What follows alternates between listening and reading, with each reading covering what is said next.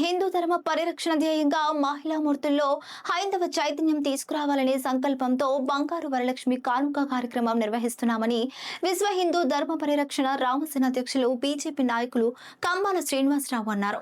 స్థానిక సూర్య ఫంక్షన్ హాల్లో గోకవరం మండలంలోని గ్రామాలకు సంబంధించి మంగళవారం రెండో రోజు నిర్వహించిన బంగారు వరలక్ష్మి కానుక 3 కార్యక్రమం విజయవంతమైంది.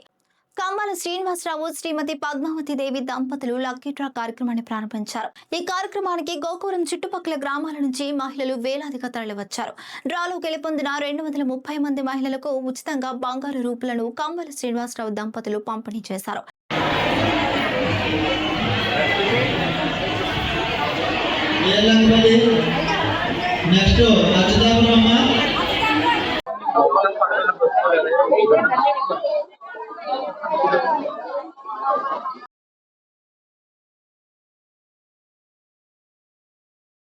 అయిపోయినా ఇంకెవరైనా ఉన్నారా?